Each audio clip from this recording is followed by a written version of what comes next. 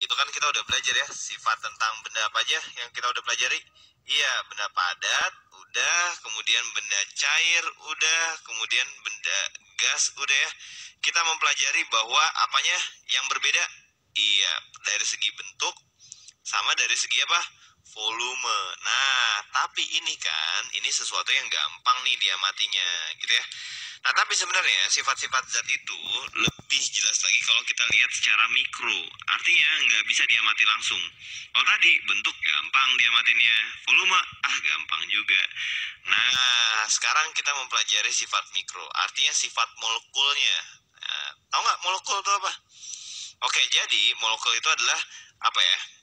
Eh, Zat yang membentuk apa ya? Suatu elemen terkecil deh, elemen yang sangat kecil yang membentuk benda ini gitu ya. Jadi misalkan kamu lihat meja tuh. Nah, meja itu memiliki molekul-molekul pembentuknya. Wah, pokoknya banyak deh molekul pembentuknya. Kalau kamu perhatiin apa ya, yang nggak bisa kamu lihat sih sebenarnya, nggak mungkin kamu bisa ngelihat molekul-molekul meja gitu ya. Tapi kamu bayangin aja deh, kamu bayangin meja itu memiliki molekul-molekul. Nah, kayak gitu ya. Nah, molekul zat padat ini cenderung gimana? Iya, rapat, cenderung rapat. Sementara molekul zat cair ini uh, cenderung gimana? Agak renggang, agak renggang. Nah, molekul zat gas, molekul gas itu gimana? Sangat renggang, sangat renggang. Oke, untuk bisa melihat bentuk ini aku ngambil gambar dari Wikipedia. Ini kalau kamu pernah mengunjungi situs ini ya, Wikipedia, wikipedia.org. Oke, di wikipedia.org ini banyak sekali pengetahuan-pengetahuan yang bisa kamu pelajari gitu ya. Kamu bisa baca banyak artikel di situ tentang macam-macam, dari mulai science, history, segala macam, pokoknya banyak deh. Nah, terutama kalau kamu bisa kalau kemampuan bahasa Inggris kamu bagus, kamu buka yang versi bahasa Inggrisnya n.wikipedia.org. Ini aku ambil dari sana. Jadi di sana tuh sangat lengkap, banyak banget nih, karena semua orang bisa berkontribusi di situ dan bisa saling cross check gitu ya, apakah kontribusinya udah bener atau enggak. Oke, nah jadi di gambar ini menunjukkan bagaimana sifat-sifat molekul dari zat itu. Nah, ini adalah sifat molekul dari gas ya, dia sangat renggang nih ya, renggang sekali seperti itu ya. Kemudian liquid, liquid itu adalah zat cair ya, dia agak renggang, lihat nih, dia agak renggang, tapi tidak serenggang gas gitu ya. Nah, kamu bisa lihat zat padat atau di sini solid. Zat padat itu rapat banget, sangat rapat. Nah, kayak ginilah bentuk molekulnya. Oke, sekarang udah jelas ya. Molekul zat padat itu sangat rapat, molekul zat cair itu agak renggang, dan molekul gas itu sangat-sangat renggang. Oke, udah gitu aja dulu untuk sifat-sifat zat. Gini, ambil es batu dari pendingin kamu ya, dari pendingin kamu atau kulkas atau freezer atau apapun ya. Pokoknya ambil es batu gitu ya. Beli di warung juga bisa kok. Oke. Oke, es batu ini kemudian kamu letakkan dalam wajan. Nah, wajan seperti ini ya. Nah, wajannya ini kemudian kamu apain? Iya, kamu panaskan. Kamu panaskan di kompor gitu ya. Ya, kamu panaskan. Nah, coba kamu amati apa yang terjadi dengan batu ini. Iya, apa yang terjadi dengan es batu ini? Iya, es batunya lama-lama apa? Iya, menjadi air gitu ya. Iya, jadi air seperti itu ya. Oke. Nah, setelah dia jadi air, coba kamu amati lagi. Yang lama nih, kamu amati yang lama. Lama-lama apa yang terjadi? Iya, airnya ini lama-lama menguap gitu ya. Menguap, menguap, menguap, menguap, menguap, menguap, sampai akhirnya gimana? Airnya menghilang kemana tuh? Iya, menjadi bagian dari udara gitu ya. Oke, dia tetap air. Es batu ini isinya adalah H2O, rumus kimia air ya. Air yang mencair tadi tetap H2O gitu ya, H2O juga. Kemudian setelah dia menguap, tetap masih jadi H2O juga. Nah, yang berbeda apa? Yang berbeda adalah wujudnya. Intinya, zat itu bisa berubah wujud. Oke? Ada kondisi-kondisi tertentu di mana zat itu menjadi benda padat, ada kondisi-kondisi tertentu di mana zat itu menjadi benda cair, dan ada kondisi tertentu di mana dia menjadi apa? Iya, gas, gitu ya. Dia kadang jadi padat, kadang cair, kadang gas. Oke, untuk kasus ini di awal si air itu bentuknya es batu ya, es batu. Kemudian berikutnya dia menjadi air. Setelah menjadi air, dia menjadi uap air. Nah, es batu ini benda apa? Iya, ingat dia tidak berubah bentuk, kemudian volumenya cenderung tetap gitu ya. Berarti dia benda apa? Iya, padat.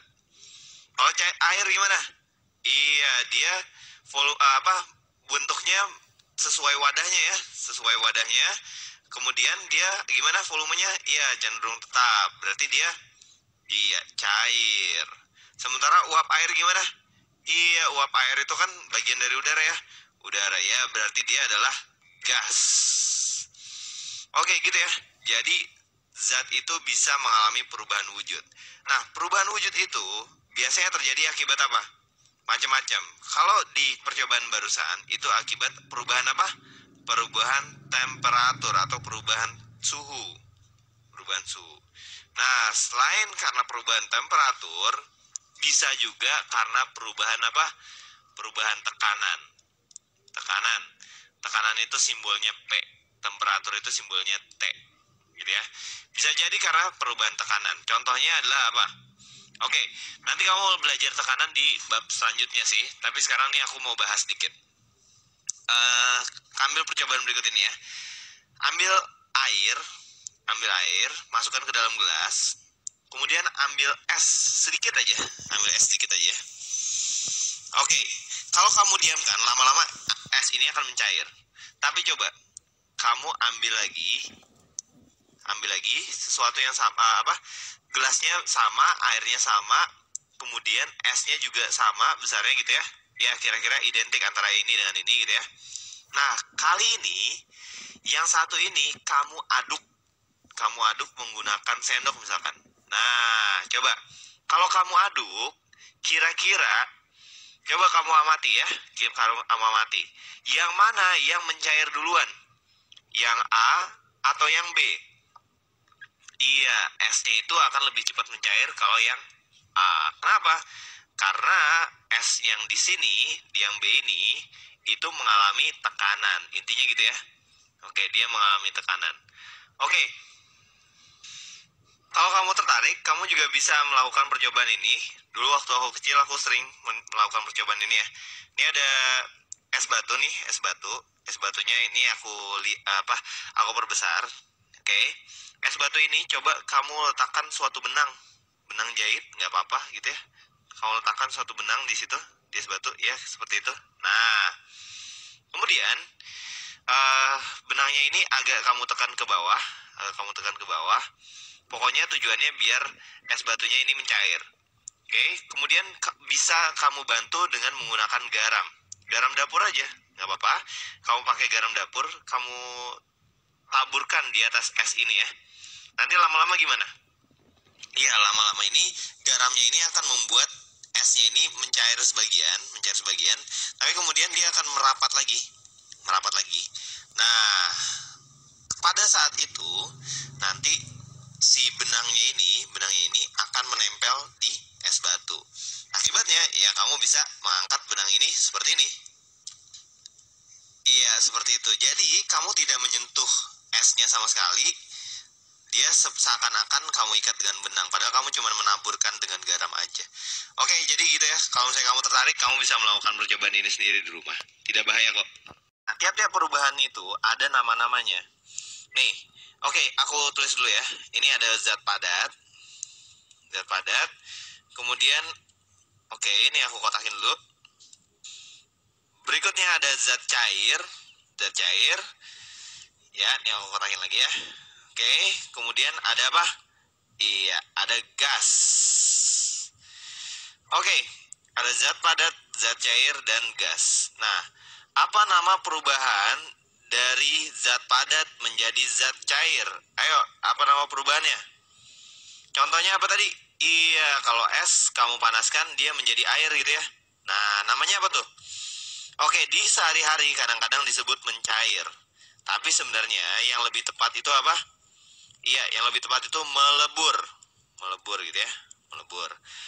Oke, kalau di bahasa Inggrisnya itu melting ya. Melting. Kalau dari cair ke padat, namanya apa? Oke, kalau dari cair ke padat, itu namanya itu apa? Iya, kalau dari air menjadi es, namanya apa? Iya, membeku. Membeku. Atau kalau di bahasa Inggrisnya, itu apa? Freezing.